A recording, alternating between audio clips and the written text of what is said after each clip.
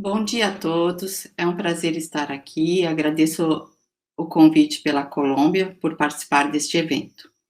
Enquanto eu vou compartilhar minha tela, eu vou me apresentando para vocês. Eu sou Jamile Sabatini Marques, pesquisadora de cidades inteligentes. Eu sou pesquisadora da Universidade Federal de Santa Catarina e também do programa USP Cidades Globais. Eu atuo na FEComércio Santa Catarina como presidente da Câmara de Tecnologia e Inovação, e eu também sou diretora de Inovação e Fomento da Associação Brasileira das Empresas de Software, a ABS. Então, eu vou compartilhar um pouquinho sobre o que faz uma cidade ser inteligente, né? O que a gente pensa normalmente. Então, esse termo ele foi cunhado pelas empresas de tecnologia, e aí as cidades começaram a se questionar sobre o que elas gostariam mesmo, o que elas buscam em uma cidade. Porque a tecnologia, ela é meio em um processo. A gente quer os sensores, a gente quer ter toda essa tecnologia ao nosso favor, né, ao favor do ser humano, para uma melhor qualidade de vida, para que as coisas funcionem e sejam automatizadas. Mas a gente quer mais, né? Como eu falei, tecnologia é meio no processo. E aí, alguns jornais começaram a publicar. Nosso próximo prefeito vai ser um computador. Por favor, apareça a cidade inteligente, porque eles não estavam satisfeitos com os modelos que estavam aparecendo. Aí, o que a gente fala de uma cidade inteligente? Ela tem que ser humana, inteligente e sustentável, com um completo bem-estar, e aí onde as pessoas possam morar, trabalhar, estudar e se divertir no mesmo lugar. E aí, quando a gente fala de desenvolvimento sustentável, a gente está falando dos pilares da ONU. A gente está falando de desenvolvimento econômico, desenvolvimento social e proteção ambiental. Isso tudo tem que andar junto, né? A gente não pode ter só um lado. Então, esses são os pilares do desenvolvimento da ONU: desenvolvimento econômico, social e proteção ambiental. E o que faz uma cidade ser humana, né? Quando a gente está falando de cidades humanas, inteligentes e sustentáveis, o que faz ela ser humana? Pessoas inteligentes, porque a gente está na era do conhecimento, onde as pessoas são motor do crescimento e desenvolvimento econômico e social. Né? E as pessoas têm um papel cada vez mais importante na nossa sociedade, diferente da era industrial, que as pessoas acabavam fazendo trabalhos automatizados. E hoje a mente, ela tem cada vez mais valor. E a tecnologia, então, ela é um motor de desenvolvimento, dando oportunidade para que as pessoas trabalhem por meio da tecnologia para desenvolver as cidades. E aí eu vou trazer um pouquinho sobre as plataformas, mudando as formas, como as plataformas elas têm mudado a forma de consumo e como que tem sido essa promoção de emprego e renda. E além de mudar a forma de consumo, as plataformas também estão mudando o estilo de vida das pessoas. Então, em Sacramento, na Califórnia, as pessoas têm usado mais bicicletas elétricas do que o próprio carro. Então, fazendo mais exercícios, mudando realmente o estilo de vida. E aí, falando em gig economy, o que é a gig economy? É um mercado que tem crescido muito, ganhando muito espaço, e que as pessoas, o que eles fazem? Por meio de aplicativos, existem os freelancers e os autônomos que vão trabalhar, né, contratam profissionais independentes para trabalhar nos aplicativos. Então, isso é uma economia que é sem volta, né, e vem crescendo muito. Aqui é um mapa que foi publicado lá nos Estados Unidos, que mostra como as plataformas vêm crescendo e baseadas na gig economy. Então, a gente vai mudando o perfil do trabalho, de como está se comportando. Então, aqui é mais a continuação, né, do mapa, mostrando de como que tem ampliado cada vez mais esse tipo de serviço. Serviço como plataforma. E aí, a gente olhando, por exemplo, para formas de trabalho, falando de iFood, de Rappi, Uber Eats, né? Como é que essas empresas estão valendo tanto no mercado? são todas elas baseadas em plataforma. Então, o iFood recebeu um investimento de 500 milhões de dólares em 2018, o Rappi 220 milhões de dólares e assim por diante. E por que essas empresas valem tanto? Porque elas têm os dados, elas têm o perfil do consumidor. O que o consumidor busca, que horas que ele pede, como que ele pede. Então, isso tem um valor enorme no mercado hoje, os dados, né, com o nosso perfil, do que a gente, qual a nossa forma de consumo. Aqui eu trouxe por curiosidade algumas, os nossos primeiros unicórnios brasileiros, e como que todos eles são baseados em plataforma, para ver que isso é uma tendência que não tem volta, né, o formato de trabalho.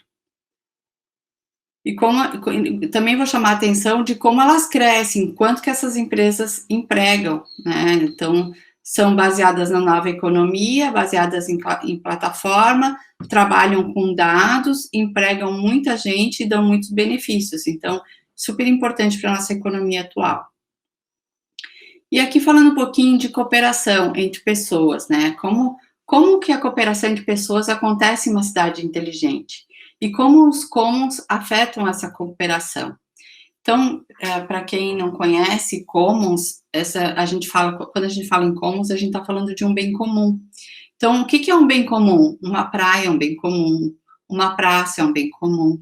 E os recursos digitais, os nossos dados, também são considerados bens comuns, desde que eles tenham um valor no coletivo, eles sejam usados no coletivo e para o bem-estar da sociedade como um todo. Então, o dado hoje, ele é de extrema relevância para o desenvolvimento das cidades e para novos projetos. Aí a Elinor Ostrom, que é prêmio Nobel de Economia e foi quem criou o conceito do bem comum, ela fala, não existe razão para que a gente ache que burocratas e políticos, não importa quão bem intencionados eles sejam, que eles saibam mais do que nós, como cidadãos, do que a gente precisa fazer, qual é o problema da cidade, né? Então, o cidadão, ele sabe mais do que qualquer outra pessoa. E o político, ele é o cidadão, então ele também conhece como cidadão o problema da sua cidade.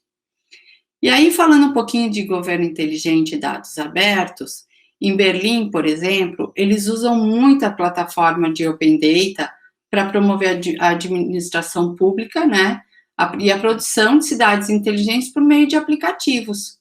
E aí eles promovem os hackathons, que desenvolvem todo um ecossistema de inovação, desenvolve soluções para as cidades, melhoram a gestão pública, tudo por meio dos dados abertos. Aí aqui eu trouxe um exemplo que teve em São Paulo, de uma plataforma chamada GeoSampa, e o governo de São Paulo colocou a plataforma à disposição da sociedade para que novos empreendedores trouxessem soluções para a cidade de São Paulo a partir dessa plataforma. E aí, o que eles pediam, né? Eles pediam que a solução tivesse transparência e tecnologia em projetos para facilitar a vida do cidadão. E aqui, quando a gente pensa em dados, né, que tal usarmos os dados para melhorarmos a vida nas cidades? Então, a gente está sempre muito pensando na parte de infraestrutura. É mais fácil eu perguntar se não está precisando de uma terceira ponte na cidade de Florianópolis, que é uma ilha que fica em Santa Catarina, ao invés de eu pensar em reorganizar as cidades, que é esse momento que a gente está passando, que a gente precisa de reorganizar as cidades. Mesma coisa que uma casa, eu gosto de fazer uma analogia dos armários de uma casa. Então, quando eu estou falando assim, eu preciso de mais armário, se eu fizer toda uma reorganização, será que eu preciso de mais armário? Será que eu consigo me reorganizar? E as cidades, elas foram crescendo sem essa reorganização. E hoje, a partir dos dados, eu consigo saber o fluxo, eu consigo, por exemplo, mexer com os horários da escola, eu consigo saber de onde vem cada aluno e dar um incentivo para aquela escola ir para uma outra região da cidade e diminuir aquele fluxo, que sai muito mais barato do que eu construir uma nova rodovia, por exemplo, ou uma nova ponte. Então, essa reorganização ela é essencial para a vida das cidades e a melhoria da qualidade de vida. Aí, falando um pouquinho de economia inteligente e ecossistema de inovação, eu trouxe aqui os domínios, eu trabalho com framework de desenvolvimento urbano baseado no conhecimento, que a gente fala de 4 domínios: domínio econômico, social, ambiental e desenvolvimento institucional. Então, o que esses domínios eles buscam? Uma visão para a cidade de forma sistêmica, porque a cidade são sistemas que abordam vários sistemas. E isso precisa ter uma visão equilibrada e sustentável. É o que eu estava falando dos dados. Então, são vários sistemas que funcionam. Na hora que eu passo a reorganizar, eu consigo trabalhar de uma forma mais sustentável e mais equilibrada. E aqui o desenvolvimento urbano baseado no conhecimento, então eles têm esses 4 pilares que eu mostrei, que é o desenvolvimento econômico, sociocultural, espacial e institucional. Eles estão com esses pilares que, por exemplo, eu trabalho com desenvolvimento econômico, aonde a gente fala da importância do conhecimento, que a partir do conhecimento você cria, porque a partir da onde você conhece, você tem capacidade de criar e fazer a melhoria. Por exemplo, num problema de uma cidade, eu como empreendedor, se eu tenho os dados para resolver aquele problema, eu tenho conhecimento do problema, eu consigo criar. E se eu for fomentado pelo governo, aí eu gero uma inovação, porque a inovação só se dá quando eu estou com o meu produto no mercado e vendendo. Fico mais competitivo, que isso já tem várias pesquisas que mostram que se eu sou inovador, eu tenho mais competitividade, e eu gero desenvolvimento econômico baseado no conhecimento. E tem todos esses outros pilares, para quem tiver interesse, né, em estudar uma dessas áreas, eu super indico e fico à disposição. E aqui a importância do trabalho em conjunto, né? Então, a gente pode falar da empresa grande com a empresa pequena, a gente pode falar de órgãos de fomento, a gente pode falar da academia, com o setor, com o mercado. Então, a importância do trabalho conjunto. Aqui, em termos de empresas, as empresas, elas aceleram muito mais rápido quando elas estão conectadas com o pequeno, que são rápidos, são inovadores, né, e as grandes empresas têm toda uma burocracia a seguir. Então, realmente, todos ganham no trabalho conjunto. E aí, a importância também das parcerias público-privadas, né, por exemplo, eu gosto de citar um exemplo das universidades brasileiras. A gente tem super indústrias no Brasil, que eu poderia estar conectado com as universidades, alunos aprendendo, e que eu seria muito mais competitivo, os alunos estariam com modelos, né, de mercado que estão super à frente, já estudando sobre isso, e é uma coisa que todos ganham, a sociedade ganha com isso. Então, a gente deve promover as parcerias público-privadas. E aqui o ecossistema de inovação que eu desenhei, ele pensa na integração e na cooperação, é muito importante isso, integração e cooperação entre esses vários atores. Então, as universidades, elas formam mão de obra especializada para as empresas, mas elas também formam todo o empreendedorismo que vão para as incubadoras, para os parques tecnológicos, né? E aí a gente precisa dos programas de fomento para a inovação. Esses empreendedores, eles devem estar ligados à sociedade de classe, que é quem luta por eles, a importância dos fundos de investimento e uma legislação adequada. Então, esse quadro mostra a importância dessa integração e desse trabalho conjunto. E aí, falando um pouquinho de Living Labs ou City Labs, né, o que é isso? São ambientes colaborativos que trabalham em plataformas de inovação aberta e utilizam métodos de desenvolvimento de produtos e serviços centrados no usuário. Então, na hora que eu uso os dados, né, o Live Lab, que eu uso a cidade como meu laboratório vivo, eu uso a cidade para testar as minhas ferramentas, aonde eu já tenho todo um feedback do mercado, de como é que ela está, né, e eu vou poder ir para o mundo a partir desse teste, eu começo aqui na minha cidade, na minha rua, no meu bairro, mas eu tendo oportunidade, o governo facilitando esse processo deixando com que as empresas usem a cidade como um laboratório vivo, todos ganham com isso, né? E essa validação de inovação, ela é feita junto com o usuário final. Então, o desenvolvimento é muito mais rápido.